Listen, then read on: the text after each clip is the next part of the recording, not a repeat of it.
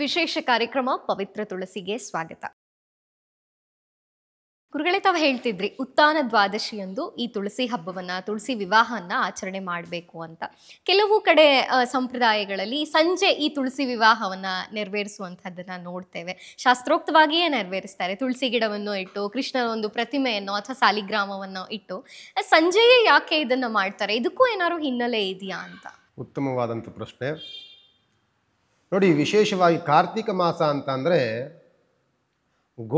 ಗೋಧೂಳಿ ಸಮಯದ ಪೂಜೆಗಳಿಗೆ ಅತ್ಯಂತ ಶಕ್ತಿ, ಅತ್ಯಂತ ಪಾವಿತ್ರತೆ ಮತ್ತು ಭಗವಂತನಿಗೆ ಅತ್ಯಂತ ಪ್ರಿಯವಾದಂತಹ ಕಾಲ.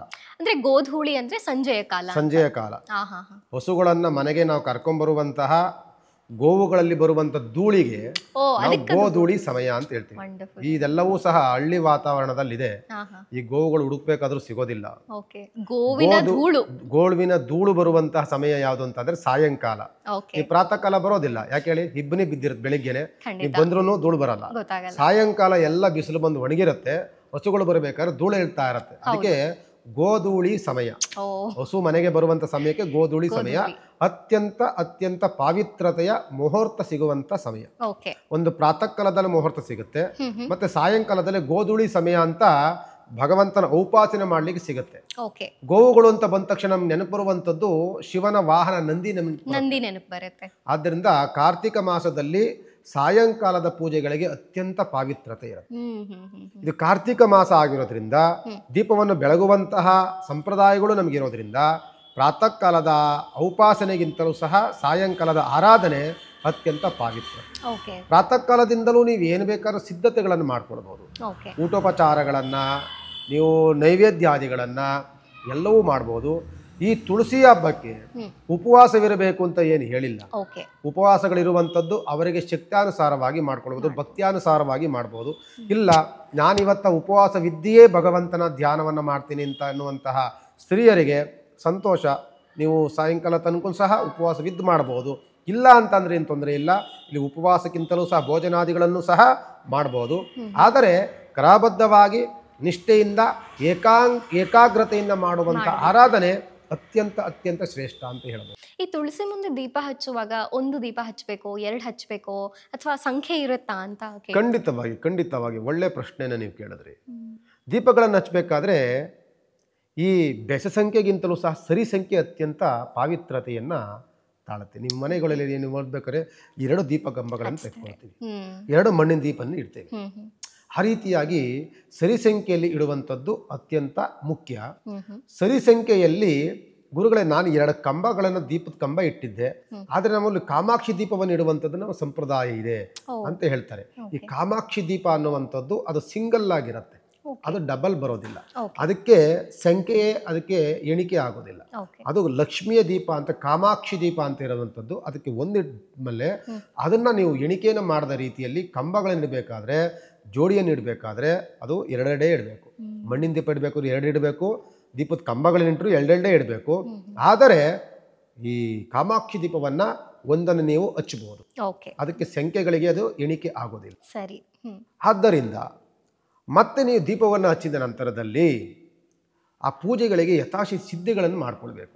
ಏನು ಅಂತ ಅಂದರೆ, ಮೊಟ್ಟ ಮೊದಲು ಆ ಪೂಜೆಗಳಿಗೆ ಏನೇನು ಬೇಕು? ಅರಿಶಿಣ, ಕುಂಕುಮ, ಅಕ್ಷತೆ, ಹೂವ, ಒಂದು ಗೆಜ್ಜೆಬತ್ತಿ, ಮತ್ತು ನೈವೇದ್ಯಕ್ಕಾಗಿ ತೆಂಗಿನಕಾಯಿ, ವಿಳ್ಳೆದೆಲೆ, ಬಾಳೆಹಣ್ಣು, ನೀವು ಮನೇಲಿ ಮಾಡಿರುವಂತಹ ಭೋಜನಾದಿಗಳನ್ನು, ನೈವೇದ್ಯಕ್ಕಾಗಿ ಮಾಡಿರುವಂತಹ ಸಿಹಿ ತಿನಿಸುಗಳನ್ನು ಎಲ್ಲವೂ ಇಟ್ಕೊಂಡು ಒಂದು ನೆಲ್ಲಿ ಗಿಡವನ್ನು ತುಳಸಿ ಗಿಡ ಪಕ್ಕದಲ್ಲಿ ನೆಟ್ಟು ಆ ತುಳಸಿ ಗಿಡ ಮತ್ತೆ ನೆಲ್ಲಿ ಗಿಡಕ್ಕೆ ಅರ್ಶಿನ ಕಲರ್ ದಾರವನ್ನು ಸುತ್ತಬೇಕು.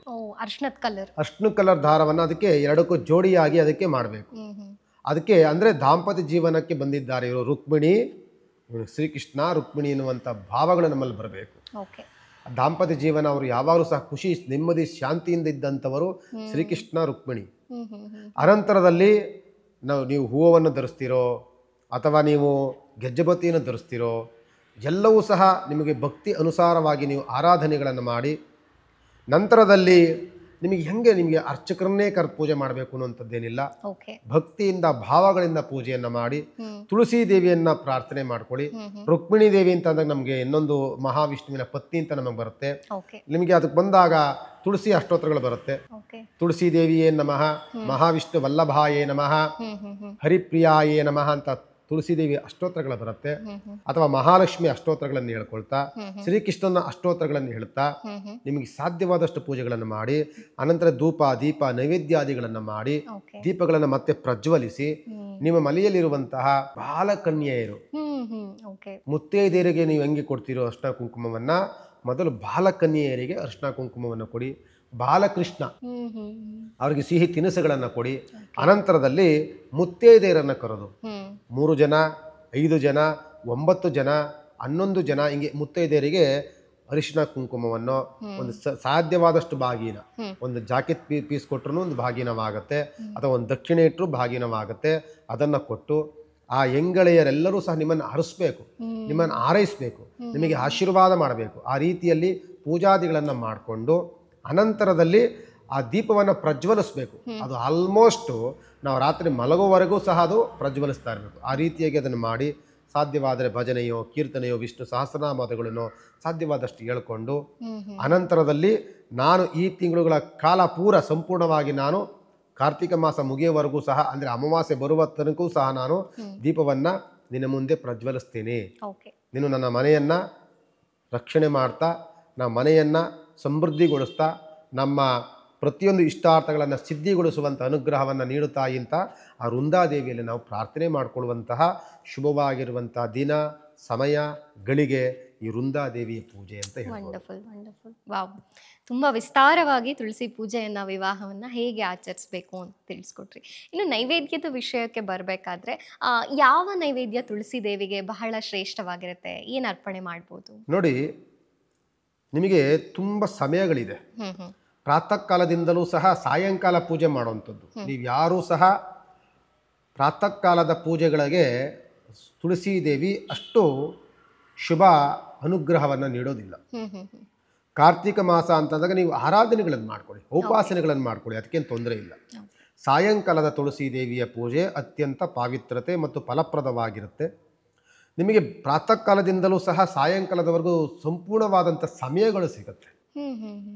ಅಂದರೆ ನಾವು ನೈವೇದ್ಯ ಅಂದ ತಕ್ಷಣವೇ ನಮಗೆ ಸಿಗುವಂಥದ್ದು ಸಿಹಿ ಭೋಜನಾದಿಗಳು ನಮಗೆ ಕಣ್ಣಿಗೆ ಕಾಣಿಸುತ್ತೆ. ಈ ದೀಪಾವಳಿ ಹಬ್ಬ ಬಂದಾಗ ಕಾರ್ತಿಕ ಮಾಸದ ಆರಂಭದ ದಿನಗಳು ನಾವೇನು ಮಾಡ್ತಿರ್ತೀವಿ, ಮನೆಗಳಲ್ಲಿ ಕಜ್ಜಾಯ, ನಾವು ಈ ರೀತಿಯಾದಂತಹ ಕೋಡ್ಬಳೆ, ಮತ್ತೆ ಕರ್ಜಿಕಾಯಿ, ಮತ್ತೆ ಹೋಳಿಗೆ, ಈ ಥರದ್ದೇ ನೈವೇದ್ಯಗಳನ್ನು ಮಾಡ್ತಿರ್ತೀವಿ.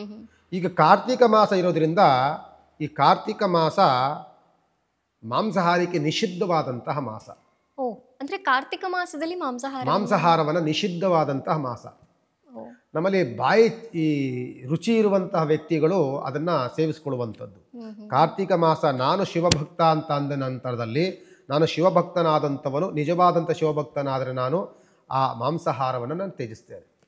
ಏನ್ರಿ ಶಿವ ಊಟಕ್ಕೂ ಇದಕ್ಕೂ ಏನ್ರಿ ಸಂಬಂಧ, ನಾವು ನಮ್ಮ ಊರಿಗೆ ನಮ್ಮ ದೇವರಿಗೆ ನೈವೇದ್ಯ ಮಾಡ್ತೀವಿ ಅನ್ನುವಂಥ ಕೆಲವು ಸಂಪ್ರದಾಯಗಳಿದ್ದರೆ, ಆದರೆ ಪುರಾಣಗಳು ಹೇಳುವಂಥದ್ದು ನಿಷಿದ್ಧ, ಕಾರ್ತಿಕ ಮಾಸ ಅತ್ಯಂತ ಪಾವಿತ್ರತೆಯ ಮಾಸವಾಗಿರೋದ್ರಿಂದ ಮಾಂಸಾಹಾರವನ್ನು ನಿಷಿದ್ಧವಾಗುವಂತಹ ಸಮಯ ಇರೋದ್ರಿಂದ ಇಲ್ಲಿ ಸಿಹಿ ಭೋಜನಕ್ಕೆ ಮಾತ್ರ ಅವಕಾಶ ಉಂಟು.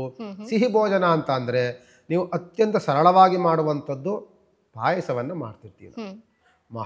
ಶ್ರೀಕೃಷ್ಣ ಭಗವಂತನಿಗೆ ಅತ್ಯಂತ ಪ್ರಿಯವಾಗಿರುವಂಥದ್ದು ಏನು ಗೊತ್ತಾ ನಿಮಗೆ?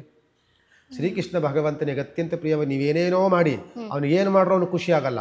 ಒಂದು ಅವಲಕ್ಕಿಯನ್ನು ಮಾಡಿಬಿಡಿ, ಬಹಳ ಖುಷಿಯನ್ನು ಪಡ್ತಾನೆ ಶ್ರೀಕೃಷ್ಣ. ಶ್ರೀಕೃಷ್ಣನಿಗೆ ಅತ್ಯಂತ ಪ್ರಿಯವಾಗಿರುವಂಥದ್ದು ಅವಲಕ್ಕಿಯಿಂದ ಮಾಡಿರುವಂತಹ ಏನೇ ನೈವೇದ್ಯಗಳನ್ನು ಮಾಡಿದ್ರು ಸಹ ಅವನಿಗೆ ಖುಷಿ ಆಗುತ್ತೆ. ಅಲ್ಲಿ ಕೃಷ್ಣ ಬಂದಿದ್ದಾನಲ್ಲ, ನೆಲ್ಲಿಕಾಯಿ ಗಿಡ ಬಂದ ಮೇಲೆ ತುಳಸಿ ಶ್ರೀಕೃಷ್ಣ ಬಂದ, ಶ್ರೀಕೃಷ್ಣನಿಗೆ ಪ್ರಿಯವಾಗಿರುವಂಥದ್ದನ್ನು ಕೊಟ್ಟರೆ ತುಳಸಿ ದೇವಿಗೂ ಸಹ, ವೃಂದಾದೇವಿಗೂ ಸಹ ಅದು ಪ್ರಿಯವಾಗುತ್ತೆ, ರುಕ್ಮಿಣಿ ದೇವಿಗೂ ಸಹ ಪ್ರಿಯವಾಗುತ್ತೆ. ಯಾಕೆ ಅಂತ ಅಂದರೆ ಶ್ರೀಕೃಷ್ಣನಿಗೆ ಏನೇನು ಬೇಕು ಆಕೆ ಗೊತ್ತು. ಆತನಿಗೆ ಪ್ರಿಯವಾಗಿರುವಂಥದ್ದು ಕೊಟ್ಟಾಗ ಅವಳ ಅನುಗ್ರಹ ನಿಮ್ಮ ಮೇಲಾಗುತ್ತೆ. ಆದ್ದರಿಂದ ಪಾಯಸ, ಕಜ್ಜಾಯ, ಮತ್ತು ಈ ಅವಲಕ್ಕಿ ಮಾಡಿದಿರುವಂತಹ ನೈವೇದ್ಯಾದಿಗಳು, ಮತ್ತು ಈ ಲಾಡು ಅಥವಾ ಮತ್ತೆ ಏನು ಎಣ್ಣೆಯಿಂದ ಕರೆದಂಥ ಪದಾರ್ಥಗಳು, ಅದನ್ನೆಲ್ಲವೂ ಸಹ ನೀವು ವೃಂದಾದೇವಿಗಿಟ್ಟು ನೀವು ನೈವೇದ್ಯಾದಿಗಳನ್ನು ಖಂಡಿತವಾಗಿ ಮಾಡಬಹುದು. ಅನಂತರದಲ್ಲಿ ಎಂಗಳೆಯರಿಗೂ ಸಹ ಅದನ್ನು ಸ್ವಲ್ಪ ಭೋಜನಾದಿಗಳಿಗೆ ನೀವು ಕೊಡಬೇಕು. ಓಕೆ. ಏನು ಮುತ್ತೈದೆಯರನ್ನು ಕರಿತೀವಿ ನಾವು, ಅವರಿಗೆಲ್ಲರಿಗೂ ಸಹ ಸಾಧ್ಯವಾದಂಥ ಭೋಜನ, ಅನ್ನ ಸಾರು ಪಾಯಸ ಮಾಡಿದ್ದೀವಿ, ಅಥವಾ ನಾವು ಹೋಳಿಗೆಯನ್ನು ಮಾಡಿದ್ದೀವಿ, ಅಥವಾ ಅವಲಕ್ಕಿಯಿಂದ ನಾನಾ ರೀತಿ ಪ್ರಸಾದಗಳನ್ನು ಮಾಡ್ಬೋದು. ಅವಲಕ್ಕಿಯಲ್ಲಿ ಅದನ್ನು ಮಾಡಿದ್ದೀವಿ ಅಂತ ಅಂದಾಗ ಆ ವೃಂದಾದೇವಿಗೆ ಹೆಂಗೆ ನಾವು ನೈವೇದ್ಯವನ್ನು ಮಾಡಿದ್ದೀವೋ ಅದರಲ್ಲಿ ಕೆಲವು ಭಾಗಗಳನ್ನು ಸ್ತ್ರೀಯರಿಗೆ ಕೊಡಬೇಕು. ದೇವಿ ಹೇಳ್ತಾಳೆ, ತುಳಸಿಯ ಹಬ್ಬ ದಿನದಂದು ಪ್ರತಿಯೊಂದು ಮನೆ ಮನೆಗೂ ನಾನು ಬರ್ತೇನೆ ಅಂತ ಹೇಳ್ತಾಳೆ. ಪ್ರತಿಯೊಂದು ಮನೆ ಮನೆಯಲ್ಲೂ ನಾನು ಆವಾಹನೆ ಆಗ್ತೀನಿ ಅಂತ ಹೇಳ್ತಿರ್ತಾಳೆ. ಯಾವ ರೀತಿಯಲ್ಲಿ ಆವಾಹನೆ ಆಗ್ತಾಳೆ ಅಂತಂದರೆ, ನಾನು ಒಬ್ಬ ಕನ್ಯೆ ಮುತ್ತೈದೆಯಾಗಿ ಬರ್ತೇನೆ, ಅಥವಾ ನಾನು ಪೂರ್ಣ ಮುತ್ತೈದೆಯಾಗಿ ನಾನು ಬರ್ತೇನೆ. ಎರಡು ರೂಪದಲ್ಲಿ ನಾನು ಬರ್ತೇನೆ. ಒಂದು ಬಾಲ ಕನ್ಯೆಯಾಗಿ ಬರಬಹುದು, ಅಥವಾ ಮದುವೆಯಾಗಿರುವಂತಹ ಗೃಹಿಣಿಯ ರೂಪದಲ್ಲಾದರೂ ಬರಬಹುದು. ಆದ್ದರಿಂದ ನಿಮ್ಮನ್ನು ನಾವು ನೋಡಿದಾಗ ನೀವೇ ರುಕ್ಮಿಣಿಯಾಗಿ ಬಂದಿರ್ಬೋದು, ವೃಂದಾದೇವಿಯಾಗಿ ಬಂದಿರ್ಬೋದು. ರೂಪವನ್ನು ತಾಳು ನೋಡಿ, ಆಗಲೇ ನಾನು ಪುರಾಣದಲ್ಲಿ ಹೇಳಿದೆ, ಜಲಂಧರನ ರೂಪವನ್ನು ತಾಳದಂಥವನು ಮಹಾವಿಷ್ಣು. ಆದರೆ ನಿಮ್ಮ ರೂಪವನ್ನು, ಭಕ್ತರ ರೂಪವನ್ನು ತಾಳುವಂಥವಳು ವೃಂದಾದೇವಿ. ಆದ್ದರಿಂದ ನಿಮ್ಮ ರೂಪವನ್ನು ತಾಳು ಬರ್ಬೋದು, ನಿಮ್ಮ ಸ್ನೇಹಿತೆಯ ರೂಪದಲ್ಲಿ ಬರಬಹುದು ಅವಳು. ಅಂದರೆ ಯಾರಿಗೂ ಸಹ ಅವಮಾನಿಸದೆ ಎಲ್ಲರನ್ನೂ ಆಹ್ವಾನಿಸಿ, ಎಲ್ಲರಿಗೂ ಗೌರವವನ್ನು ಸಲ್ಲಿಸಿ, ಎಲ್ಲರಿಗೂ ಸಹ ಭಾಗಿನವನ್ನು, ನೈವೇದ್ಯಾದಿಗಳನ್ನು, ನಿಮ್ಮಿರುವಂಥ ಎಲ್ಲ ಉಪಚಾರಗಳನ್ನು ಶ್ರದ್ಧೆ ಭಕ್ತಿಯಿಂದ ಮಾಡಿ. ಯಾಕೆಂದರೆ ದೇವಿ ಯಾವ ರೀತಿಯಲ್ಲಾದರೂ ಬರ್ಬೋದು, ಅವಳ ಅನುಗ್ರಹಕ್ಕೆ ನೀವೆಲ್ಲರೂ ಸಹ ಪಾತ್ರರಾಗೋಣ ಅಂತ ಸಂದರ್ಭದಲ್ಲಿ ಹೇಳ್ಬೋದು. ಖಂಡಿತ. ಇನ್ನು ಕಡೆಯ ಪ್ರಶ್ನೆ ಗುರುಗಳೇ, ಈ ತುಳಸಿ ಪೂಜೆಯನ್ನು, ವಿವಾಹವನ್ನು ಮಾಡಿದ ಮೇಲೆ ಆ ವಿಸರ್ಜನೆಯನ್ನು ಯಾವಾಗ ಮಾಡಬೇಕು, ಯಾವ ರೀತಿ ಮಾಡಬೇಕು, ಅದಕ್ಕೂ ಏನಾದ್ರು ಕ್ರಮಗಳಿದೆಯಾ ಅಂತ? ನೋಡಿ, ಖಂಡಿತವಾಗಿ ಇವೆಲ್ಲವೂ ಸಹ ಕೆಲವರಿಗೆ ಬಹಳ ಗೊಂದಲಮಯವಾಗಿರುತ್ತೆ. ಆ ದಿನದ ಆರಂಭದ ಪೂಜೆಗಳಾದಮೇಲೆ, ಅಂದರೆ ಆ ದಿನದ ಪೂಜೆ ಆದ ನಂತರದಲ್ಲಿ, ಪ್ರಾತಃ ಕಾಲದಲ್ಲಿ ನಾವೆಲ್ಲವೂ ಸಹ ಪೂಜಾದಿಗಳನ್ನು ಮಾಡ್ತಿರ್ತೀವಿ. ಆಗ ಅದನ್ನು ವಿಸರ್ಜನೆ ಮಾಡೋದು ಬೇಡ.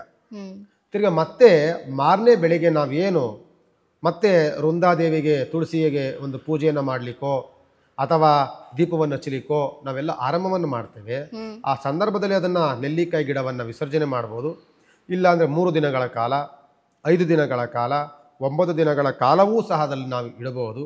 ಆದರೆ ಅಶುಚಿ ಆಗ್ತಾ ಇದೆ, ನಮಗೆ ಮಡಿ ಇಲ್ಲದೆ ರೀತಿಯಲ್ಲಿ ಅದಕ್ಕೆ ಅಪಚಾರಗಳಾಗ್ತಿದೆ ಅಂತಂದರೆ ಮಾರನೇ ಬೆಳಗ್ಗೆ ತೆಗೆಯುವಂಥದ್ದು ಸೂಕ್ತ.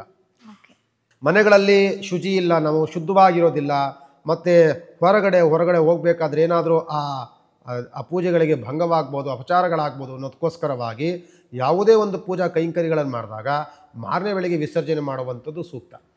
ಎಲ್ಲರಿಗೂ ಒಂದು ವಾರಗಟ್ಟಲೆ ಇಟ್ಕೊಳ್ಬೇಕು ಅಂತ ನಮಗೂ ಆಸೆ.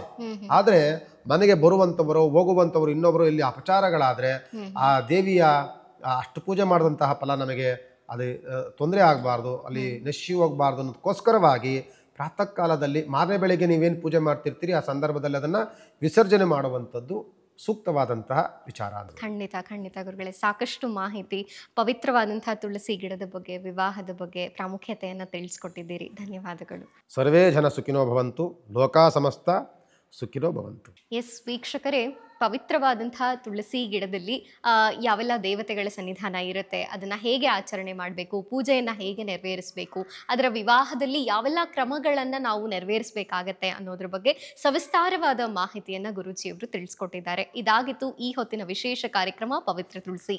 ನೋಡ್ತಾ ಇರಿ ಅಶ್ವವೇಗ ಸುದ್ದಿವಾಹಿನಿ. ಇದು ಸತ್ಯಾನ್ವೇಷಣೆಯ ಓಟದಲ್ಲಿ.